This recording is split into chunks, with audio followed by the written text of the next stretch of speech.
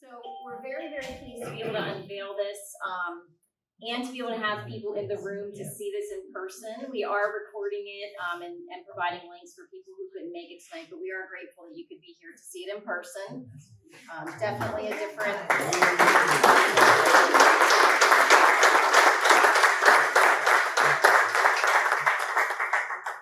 All right, so now it's my pleasure to introduce our speaker for this evening, Dr. David Preston, who is,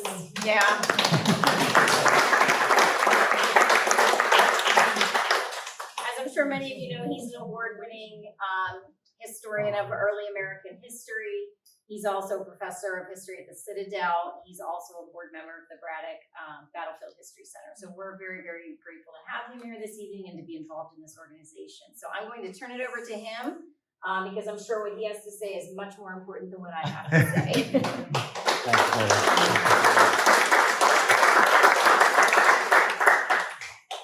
Well, a very good evening to you all. And I want to thank you for coming out, especially on what turned out to be a rainy and stormy evening.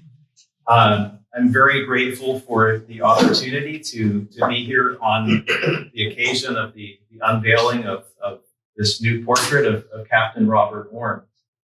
And so I'd also like to just say this is an example of the great things that are happening here at the Braddock's Battlefield History Center.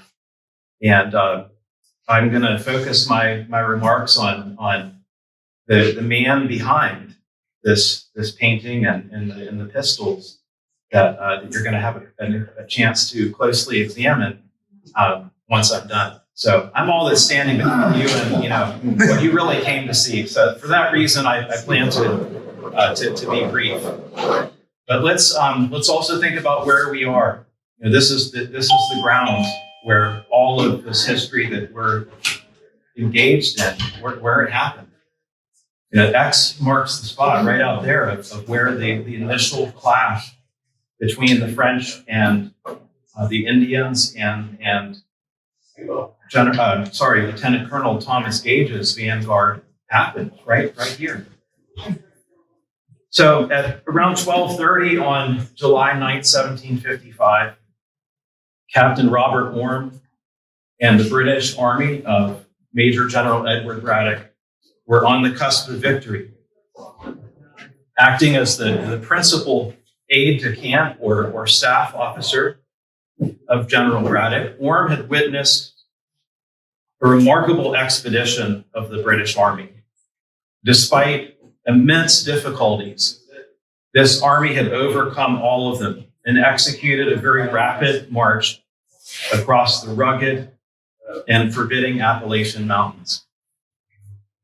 As the right-hand man of the commander-in-chief of all British forces in North America, Orme stood to gain much in terms of glory, distinction, preferment, which is like the 18th century word for promotion.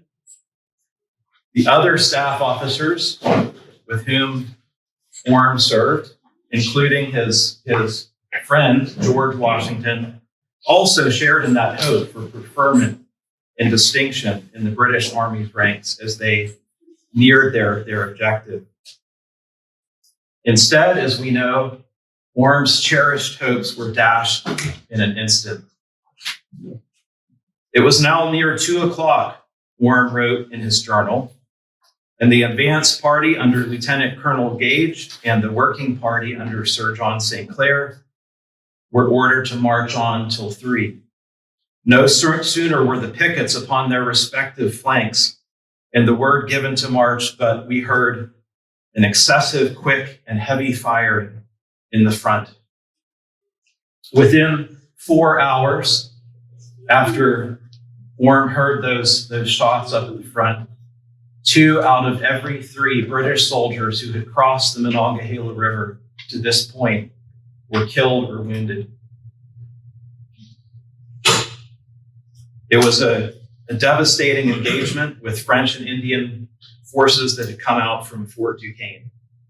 General Braddock and his aides, like Captain Orme, had been specifically targeted by enemy marksmen, and they exacted a fierce toll upon the general and his headquarters group. Braddock, as we know, of course, was mortally wounded. Captain Orme was shot through the thigh. Captain Roger Morris was also wounded. Captain William Shirley killed instantly with a headshot. Orme remarked, "Washington alone escaped, though no man deserved a wound better, his whole behavior being extremely gallant." By July 18th of 1755, Captain Orme was languishing at a field hospital in Fort Cumberland, Maryland, lying next to a severely wounded Lieutenant Colonel Ralph Burton of the 48th Regiment. Orme wrote, "I am so extremely ill in bed with the wound I have received in my thigh that I am under the necessity of employing my friend Captain Dobson to write for me." Although his hopes for military distinction by serving alongside the Commander-in-Chief of British forces in North America had been dashed, Orme, as I'm going to relate to you tonight, would gain distinction in other ways. Through his writings about Braddock's expedition, but also through two magnificent portraits done by two of the 18th century's greatest artistic masters. So we're here tonight to celebrate Fort Ligonier's historic acquisitions of Robert Orme's portrait here and the brace of pistols up here on this table, both commissioned in the year 1755 in the immediate context of the events that we're discussing here. These are indeed historic acquisitions. This portrait of Captain Orme was most likely rendered by the American artist John Singleton Copley, one of the most distinguished portrait artists of the 18th century. It is the only portrait of Robert Orme that exists outside of the United Kingdom, specifically the National Portrait Gallery in London, which holds another prized rendering of Orme by Sir Joshua Reynolds, and that's the one that you see here on my title screen, and it's also up here.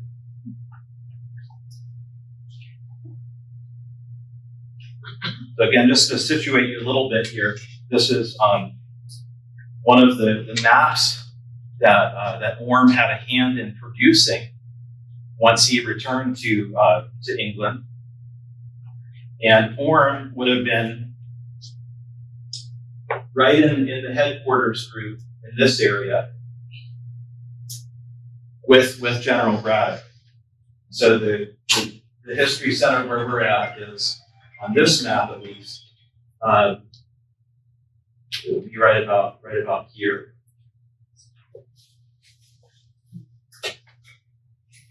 So this portrait does a really amazing thing for us. It allows us to gaze into the face of battle.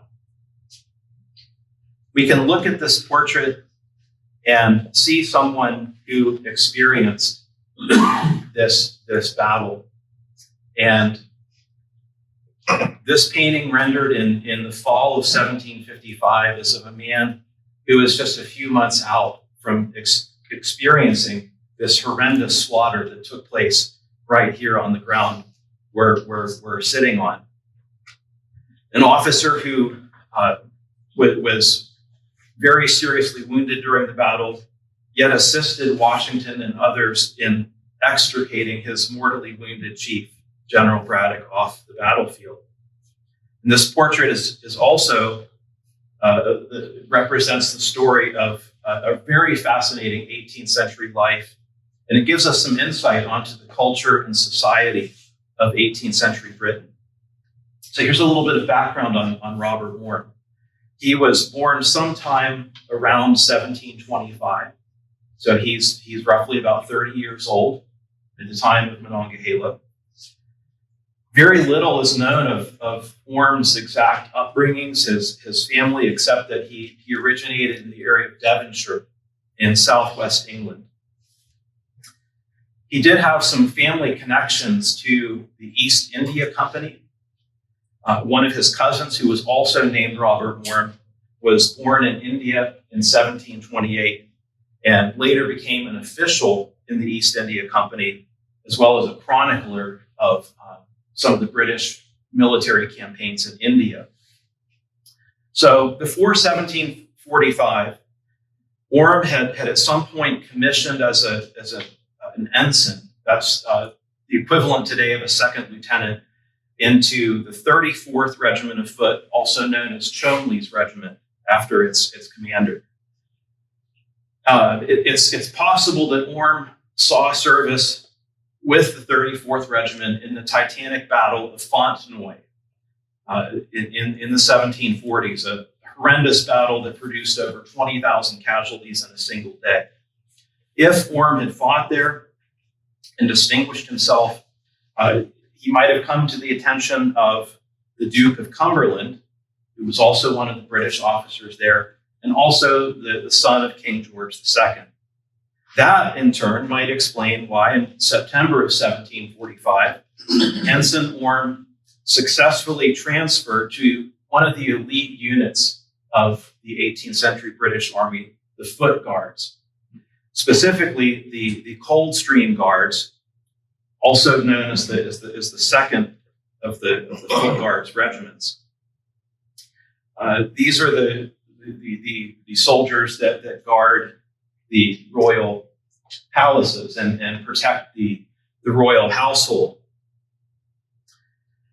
And so palaces like St. James and Windsor Castle became familiar territory for this promising and aspiring young officer who now had the opportunity to mingle with some of the elite of London society and politics. On April 20th, 1751, Orme received promotion to the rank of lieutenant in the Coldstream Guards. He also formed a close relationship with Lieutenant Colonel Edward Braddock, who was also in the Coldstream Guards. And that relationship was apparently so close and amiable that when Braddock was selected for command of the expedition to Virginia, he selected Robert Orme as one of his aides de camp. Another individual that Orme most likely crossed paths with at some point during his service in the Coldstream Guards in London was James Barber. James Barber was a member of King George II's household, and you can see here on this 18th century listing of the king's household that James Barber is listed as gentleman armorer with that's kind of a princely sum right there, by the way, of 31 pounds sterling per year. He's making a very good income. And I kind of have a little bit of envy about that title there, gentleman armorer. I mean, that's like really that's got a lot of cool vibes coming out there.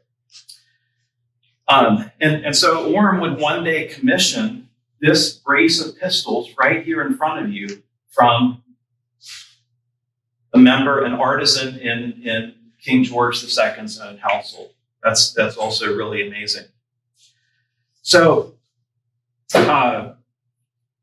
when Braddock was promoted and he was selected to command the expedition here to Virginia, as I mentioned before, he selected Orme as his aide de camp. What exactly is an aide de camp? It's a French word. It's described in an 18th century military dictionary as an officer appointed to attend a general officer in the field. He receives and carries their orders as occasion requires. He is seldom under the degree of captain. Remember that. This employment is of greater importance than is generally believed. It is, however, often entrusted to young officers of little experience and of as little capacity. One wonders if the author of this dictionary might have been referencing in some oblique way the story of Captain Orme and his very controversial role in Braddock's expedition.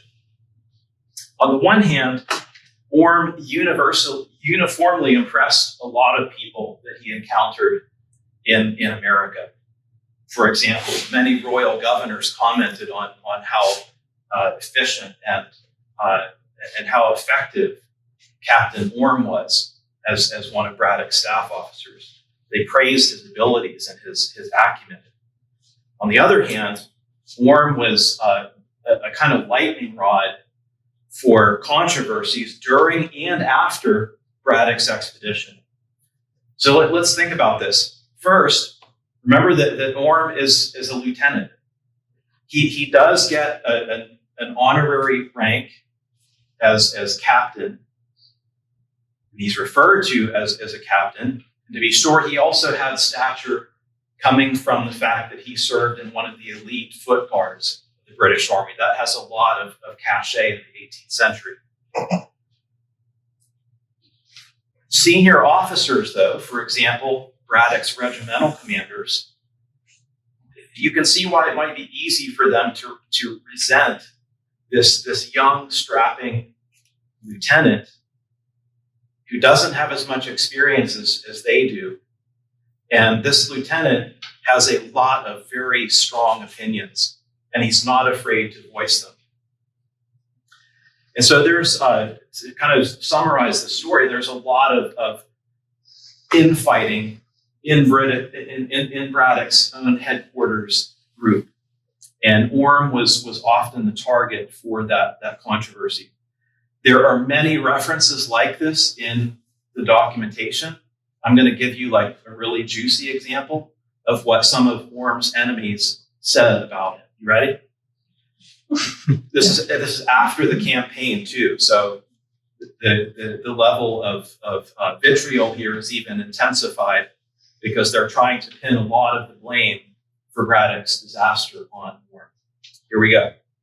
The pride, insolence, and overbearing spirit of the first aide-de-camp, Captain Orme, dispensing all formal military orders, ordinances, and customs of an army in Flanders or anywhere else in old or latter times, commanding and dictating to every branch from the lowest to the highest, and no bounds of resentment against those who would not bow to Dagon. It's a reference to one of the Canaanite gods in the Bible. And who had resolution enough to tell him the bad consequences attending such measures, which, to our misfortune, he had always influence enough to obtain the general's sanction to. And that's what I think drove a lot of his enemies especially crazy, was the fact that he had the general's ear. He was kind of the general's favored staff officer. So, following the death of his chief, Captain Orme becomes perhaps the most central figure in Braddock's expedition. You see, Orme's voice essentially becomes the voice of his dead commander. Captain Orme was the one who bore the burden of defending the general's conduct and decisions. And I think that Orme's voice, maybe more than anyone else who was a participant in the expedition, shaped our understanding today of what actually happened. So from his hospital bed in Fort Cumberland, Orme dictated a slew of letters from royal governors all the way to the leading ministers of state in London. And he was getting these letters reprinted in colonial newspapers. So again, his version of the story is one of the first to gain widespread currency. When I was researching my book, I saw a lot of these letters. Here's an example of one. This is the original letter that Orme wrote, one of the originals, dated July 18th, 1755. This is one of the letters he dictated to his friend Captain Dobson from his hospital bed in Fort Cumberland. His basic interpretation of the battle is one that we continue to think about today. And Orme emphasized that it was not the fault of the officers or certainly of General Braddock, but rather the enlisted soldiers, the rank and file soldiers who panicked and ran and who would not heed the leadership of their officers. And in fact, Orme was very bitter on this point. I think one of the most bitter statements that he made after the battle was when he said, "The officers got themselves murdered by distinguishing themselves in leading their men on." In other words, he's saying that the officers did their job. They were out there in the front leading. And because the men weren't following, they were basically being sent to the slaughter, murdered. So it's a really strong and bitter version of events. So Orme remained in America for a few months, rehabilitating from his wounds. He ends up in Philadelphia. He ends up in New York, and eventually Boston. And that is the timing that gets us this portrait. It's likely that when he was in Boston that he met and commissioned from John Singleton Copley this portrait. Copley was only 17 years old at this point in time, but Copley was already producing some really, really excellent work. One of Orme's last letters in America was written off of Nantasket Bay near Boston. The letter is dated November 10th, 1755. It was addressed to "My dear friend, George Washington." And it's very interesting that Orme and Washington formed a very close friendship. Some of Washington's letters to Orme, unfortunately, have been lost, but Orme references them. And to give you a sense of the closeness that these two gentlemen formed during the expedition, Orme addresses one of his letters to Washington as "My dear George." Now, I've studied Washington for a long time. There aren't many people in the 18th century that get to address George as "My dear George." Like maybe Martha, and that's about it. This is pretty unique. And in one of the letters, Orme signs, I am, dear George, your affectionate friend, etc., Robert Orme." Upon his return to Britain in 1755, Orme took steps to rebuild his military career. He presented a highly detailed journal of Braddock's expedition to Colonel Robert Napier, who was one of the aides to the Duke of Cumberland, the son of King George II. And in fact, when I was researching at the British Library many years ago, I had the opportunity to see Orme's original journal, which is part of King George III's library that's housed in the British Library. So it was really amazing to see the original journal, as well as some of the original maps that Orme had commissioned along with that journal. One other thing I should add here too about the portrait before going on is that one other thing that speaks to Copley as the artist is this portrait remained in the Orme family for quite a long time. And the Orme family tradition was that it was Copley who was the artist who rendered it. So Orme makes his way back to London, late 1755. And as I mentioned, he starts to try to pick up the pieces of this military career that's really going off the rails. It was also during that time that Orme sat for the portrait by the artist Joshua Reynolds. Orme did not commission that portrait, by the way. He was not like going around commissioning artists right and left to do his portrait. For whatever reason, whether Reynolds approached him or he happened to be in the area, he sat for that portrait by Reynolds. It was also in this time of rebuilding his career that he commissioned that set of pistols from gentleman armorer James Barber,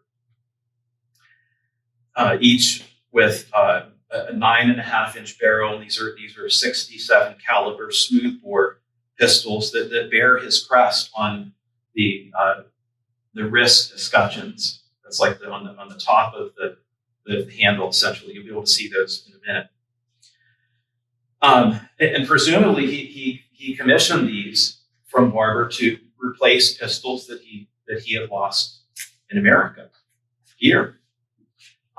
We don't know that for certain, but it does seem to make sense. These are dated 1755. So that's a really amazing part of Orme's life here. They reflect this man who's trying to rebuild his military career. Ultimately, the paintings here, the pistols, they represent Orme's military career becoming a casualty of Braddock's death and defeat. Orme did not receive promotion or patronage after his return to Britain in 1755 or 56. Orme ended up resigning his commission from the British Army in October of 1756. And that was undoubtedly in the context of a scandal that he was involved in that rocked the British aristocratic world. Before I go on to tell you about that, I wanted to pick out just a few details from Joshua Reynolds' portrait of Robert Orme. Wasn't until I went to the National Portrait Gallery and saw this in person that I really saw some of these key details. First, look at the scene that's presented here. It's a man that's almost like he's getting ready to leap onto his horse. And the background here is a sylvan background. It's wooded. So it's clearly depicting the context of the Monongahela battle. And in case viewers didn't get that point immediately, Joshua Reynolds included in the lower right corner here a little battle scene. And this is the close-up of that battle scene, just to the right of Orme's boots. And it's a forest battle. Clearly Braddock's defeat. In fact, if you look really closely, there's a prominent person on horseback, most likely depicting Braddock himself. And this painting, it has an element of a gentleman, an officer coming into being as a professional. It has an element of mourning, though, about it. Notice how the head of the horse is bowed, almost as in tribute to Orme's fallen chief, General Braddock. An art historian named Mark Hallett wrote a wonderful essay on Orme's portrait here by Reynolds. And he noted how Reynolds used a Renaissance technique of darkness and light and shadows. And notice how they fall across Orme's face. I'm just going to step out here for a second. If you look on the left of Orme's face, you see a kind of, in that light area, this kind of hopeful expression, almost like a jauntiness in Orme's look and demeanor, right? But when you shift to the dark side of Orme's face, you see a man who has experienced the horrors of battle. And that's, of course, depicted in the lower right again. And you can start to perceive in these paintings a little bit of the trauma that these men experienced here at Monongahela in 1755. So to wrap things up here, the scandal that rocked the British aristocratic world. We don't know how exactly Captain Orme met Audrey Townsend, the only daughter of Charles Townsend, the third Viscount Rainton.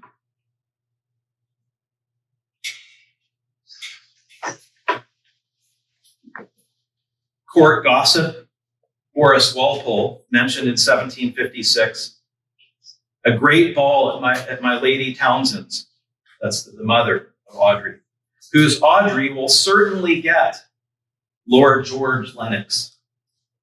Perhaps the dashing and confident Captain Orme represented an escape for Audrey from this world of arranged marriages among aristocratic families, where daughters would certainly get a particular aristocrat as a husband. One of Horace Walpole's correspondents said in reply, "I suppose you've heard that Lady Townsend's daughter is run into Flanders with a married man, Captain Orme, to whom she has given 14,000 sterling. She is with child, and besides all her other infamy, has gone off deeply in debt to all sorts of tradespeople." Stop right there.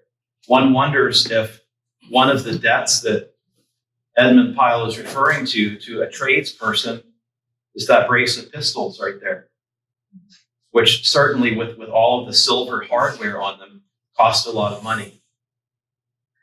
So I think you can see here that part of the scandal was the fact that Orme was apparently married, and he's running off with the daughter of a prominent British peer who has a seat in the House of Lords, and Audrey is with child, and no wonder they're fleeing to the Netherlands for some type of refuge.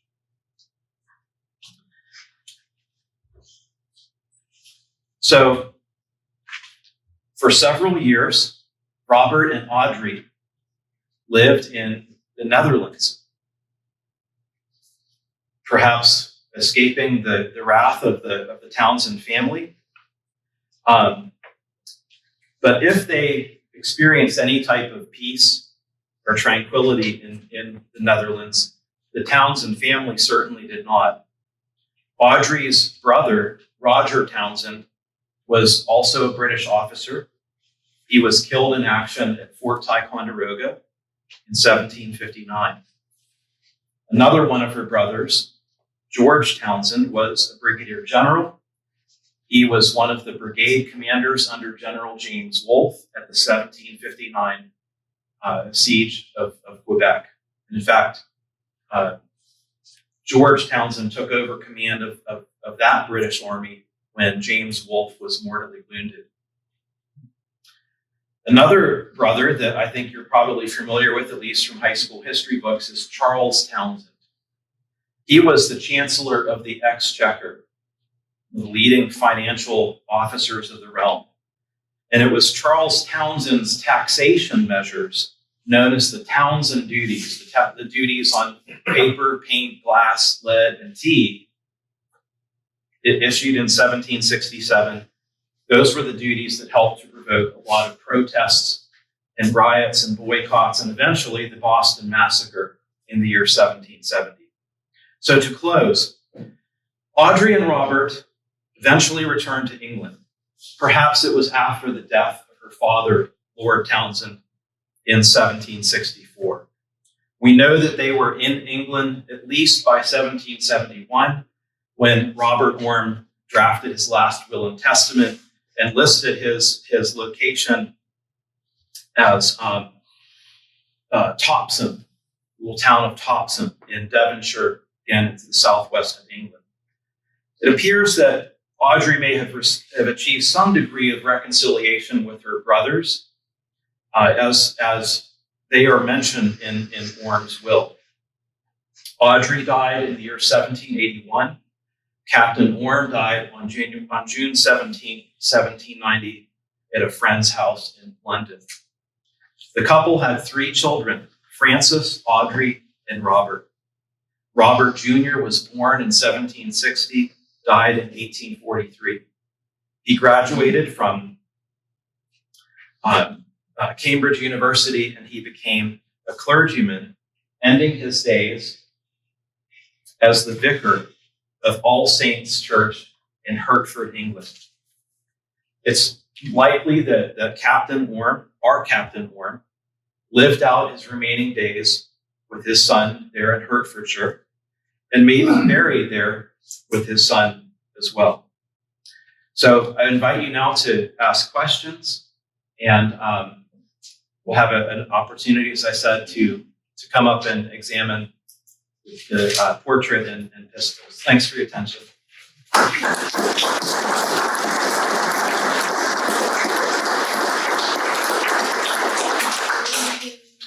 Any questions that are burning? Go ahead. The map that you showed, could you return to that map? Sure can. Could you show The us battle map? where we're at the map that showed the battle? This one? Yeah. Okay. So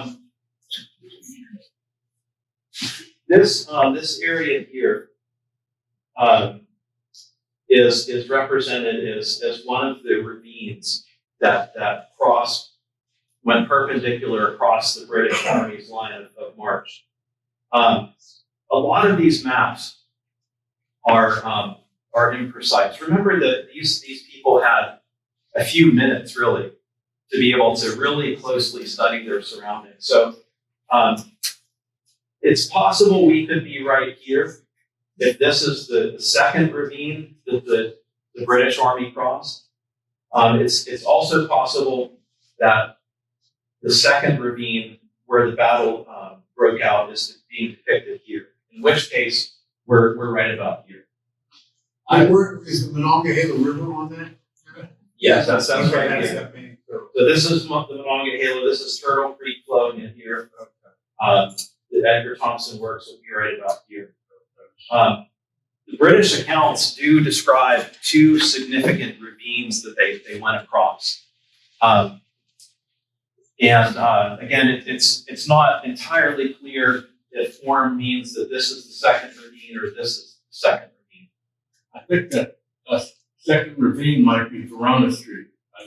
The second ravine was actually right here at 6th, and you're the first one you're talking about is Verona.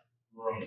Yeah, and there are other maps. I think I actually reprinted one of them in my book. If you're interested, there are other maps that better depict the terrain of the battlefield than this map. But thanks for asking that question, sir. Where were they going up the hill? I was going up to the top of the ridge. And were they going up where the cemetery is that way? Is that the road? It's a great question. I really had to grapple with that when I was writing my book. And I'll give you the short answer here is that through a French map that I found in a Canadian archive, along with some other references in British records, it is, as a lot of you know here locally, there's no way that you can move an army right along the Monongahela to get to Pittsburgh. I mean, it's incredibly treacherous terrain, and this French map showed me that there was an Indian path, and in fact, the French took this path from Fort Duquesne. It went basically up towards where Lawrenceville is today, what was at that time called Shanapinstown, and then it kind of hooked south right towards the Monongahela Ford here at this point. And so when you look at another key piece of evidence are a set of maps that actually survived from Braddock's headquarters papers. And one of those maps shows the British intention to to set up artillery batteries on the north shore. So that means they had to cross the Allegheny and set up artillery batteries across the Allegheny from Fort Duquesne. And so my conjecture is that, like you said, had the British continued their advance here, the most likely route of advance would have been curving around through the cemetery, gaining the heights, and then heading up towards Lawrenceville, crossing the river there at Lawrenceville, where there was a ford in the 18th century, and then circling back to take Fort Duquesne from that way, as well as on the actual peninsula. Yeah. We might note that the Forbes Road Yes. comes in basically along the north there, along Penn Avenue. So just like today, you're going downtown, you are often advised to go on up Braddock and take a left on Forbes or a left on Penn. And I believe there's a 19th century marker in the form of a stump that was recently moved from an obscure location to, I believe it's Mellon Park. Okay. At the intersection of Forbes and Fifth, Forbes and Penn. I get confused. Well, I'm glad you said that. It's clear from 1755 alone that Orme and Braddock and these officers, they were clearly cognizant of what they called the ridge route to Fort Duquesne. They understood that there was high ground where they were heading, and that's what they wanted to access. And you're right, that's the ridge route is what Forbes takes in 1758, even though he's coming in from a different direction. Yeah, sir. Yeah, on thinking of the portrait, and I tried to find it, there's no known portrait of General Braddock anywhere, or not even a sketch or an image. There's the allegorical image there. Right. And I'm thinking if you were in the British Library, nothing you ever found there. There's no, I've never seen a record of any kind of an 18th century portrait of Braddock. Braddock. Yeah. Which is kind of surprising, Yeah. given the fact that he is right there in the center of power as a member of the Coldstream Guards. Yeah. It's possible that it was lost. We really don't know if one existed at all. That they had to, in themselves, be willing to sit for a portrait. Maybe Braddock's personality wasn't conducive to that. Possibly. Yeah. So we don't know, I suppose. Yeah. That could be too. We can fix that. We can fix that. Yeah, and I should mention here as well that this is the coat that the Captain Orme is wearing in this portrait is a Coldstream Guard officer coat. So it's very, very, very striking uniform, and again, we're very blessed to have this. Yes, sir. Can you see the portrait with the horse again? Sure. What does he have in his left hand? He's holding a dispatch of some kind. When you zoom in on that, there's no discernible writing, but presumably it could be, a dispatch from the general. It could mean just as a kind of allegory for the news of the battle, and maybe that's why Reynolds associated Orme with this action being conveyed here of this officer preparing to mount his horse to ride off with news of the battle. Orme had certainly done that through his letters, through his journal, through those maps, etc. Sir. I found that reference Orme to Washington, my dear George. So Washington became president the year before Orme died. Was there any contact between the two men after this battle? So it's a great question. Their known correspondence ceases in 1756. You can go to the online papers of George Washington, or the hard copies, the volumes of Washington's papers. It's possible that they corresponded, but the letters are just lost to history. We know certainly, as I mentioned, that Washington did reply to some of Orme's letters, but Washington's letters to him are lost. And it's kind of unfortunate because these two clearly had respect for each other. And had Orme remained in America, I would expect that these two really would have become good bosom buddies. Yeah, Brett. You touched a little bit on relationships with him with other officers in the campaign, and obviously that's been very impressive. You've condensed a lot of that in your book. Could you expand upon that? What are his relationships with people like Sir John or Sir Peter or others in the expedition? So, not surprisingly, it appears that Orme really bumped heads with both Colonel Thomas Dunbar, the commander of the 48th Regiment, and the commander of the 44th Regiment, Sir Peter Halkett. There are lots of kind of scurrilous tales that are coming at you secondhand in most cases about some of the conversations that unfolded in Braddock's headquarters circle. I think one of my favorites is where Orme scoffs at Dunbar and says that, I can't remember exactly how he words it, but something to the effect that, his grandmother could talk about military affairs with greater accuracy. Clearly there was some dissension, a lot of dissension in Braddock's headquarters circles.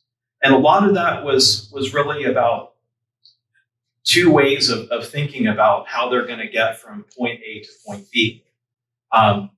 Orme and Braddock, and Washington for that matter too, they were the advocates for a really fast advance, kind of trading security and logistics for speed and time, because they were trying to race ahead and beat the French reinforcements that they knew were coming down from Canada. And it was, in their minds, worth the gamble. The other side favored kind of more like Ford's, a more cautious approach, where they're building their logistics as they're going. They're not just leaving Colonel Dunbar and his column miles to the rear. They're actually trying to bring him up. That was actually one of the points of contention late in the campaign, so early July. One of the last councils that we have and any picture of in early July, there was a recommendation: should we wait and then bring up Dunbar's column again for the extra security? But in the end, that idea was nixed. And correct me if I'm wrong, but that was the predominant strategy based on the fact that there was more in his orders than he could possibly execute in one campaign. Oh yeah, I mean that's the British ministry it wasn't here. Just Duquesne, right? Yeah, the British ministry. Remember that this point always astonished me when I was writing about the book. The British ministry planned this expedition before Braddock even got back to London. So they had already spelled out, yes, you're gonna land in Virginia, you're gonna advance westward, you're gonna capture Fort Duquesne. Well, yeah, we'll send you a few sailors so you can rig up some boats and then get up the Allegheny, carry them over to Lake Erie, no problem. Head up Lake Erie. you're going to have to portage around Niagara Falls, but no big deal. And then you can attack Fort Niagara all in one, just a few months. It can be done. So, I don't think that, I don't know. It's possible that Braddock might have been so, such a bulldog that if he had captured Fort Duquesne, he might have made an attempt to keep going up the Allegheny. I don't know. But I think his main impetus for that fast advance was to try to beat those French reinforcements coming down from Canada. And again, he loses that race only by a few days. Let's go to you, sir. So back to that map, The battle map. yeah. So you have, so the water level had to be pretty low at that time, not like now. Yeah. North Cross. So they don't have like any level of, they don't say anything about the water. This is a really interesting point, and it kind of comes back to the decision to split the army and proceed ahead with that faster column. So in the summer of 1755, there was a regional drought. People were aware of it. George Washington was aware of it. And that was part of the justification for charging ahead. Washington, in his version, had told Braddock, we have this regional drought going on. I have been up on French Creek. I know how low that creek is, even in the winter. And I guarantee you that it's bone dry at this time of year.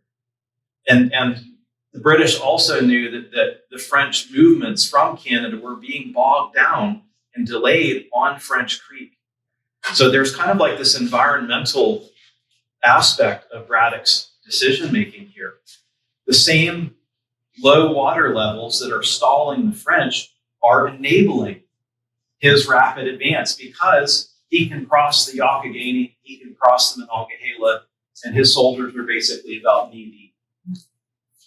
And that's a general description of that you see in the British accounts, that those rivers are pretty much knee deep. Let's go to you, sir. Not that I mind to, but are the pistols still fireable? That's a good point. They were fireable as of the 19th century because you'll see here that these pistols have been converted from flintlock to percussion. So meaning they're using percussion caps, which is a technology that came into being in the 19th century. So that's the best answer I can give you. Yes, sir. When we were in school, we were taught that that battle was lost because the British foolishly marched, red coats on, 6x6, and that the French and Indians were, hiding behind trees and shooting them all. The British were like, "Oh, you guys are cowards back there shooting us. Why don't you come out and fight like men?" That's kind of the story. Yeah. And that seems so. Even now, I thought, "Geez, that seems so stupid." Well, So is that true? I think, like most myths, there's elements in myths that are true, but there's also a lot of falsehood in myths. And there's certainly a lot of mythology about Braddock's defeat. I tell you what, let's you and I talk afterwards. I will give you my short answer, though, that there were certainly things that the British could have done better. However, the reason that they are defeated is not through their own faults and foibles and mistakes. It's more the skill and the discipline and the leadership of their adversaries. That is what makes Braddock's defeat. So that's the, in a nutshell version, my book. I'm not looking so much at how people have usually depicted the battle, which is from the British perspective as a kind of series of British mistakes. I'm doing due diligence by looking at the enemy, and as we like to say today, the enemy gets a vote. Who was the leadership? Was it the French or was it the Indian? Because it's a coalition. There are a lot of leaders. There are some principal French leaders, like individual depicted in this little sculpture here, Captain Daniel Marie Hyacinthe Leonard de Beaujeu. who was killed literally right out here in this ravine that's right next to our history center here.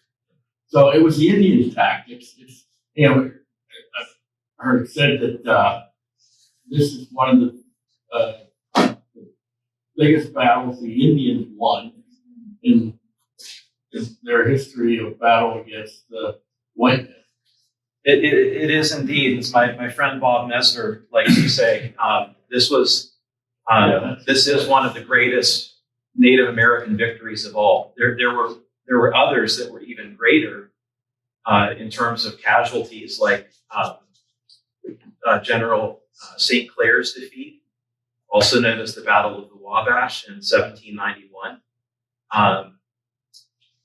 But it's interesting that both of those battles dwarf, by comparison, the most famous battle in America's wars with Native peoples, Custer's defeat, or the Little Bighorn. These were on a far greater scale in terms of numbers engaged as well as casualties. So I think I'll stop there. You have a I'm curious. yes. How much do those weigh? That's a good question. Let me check my notes and I'll get with you when I'm standing up there. But listen, thank you. You've been a great audience.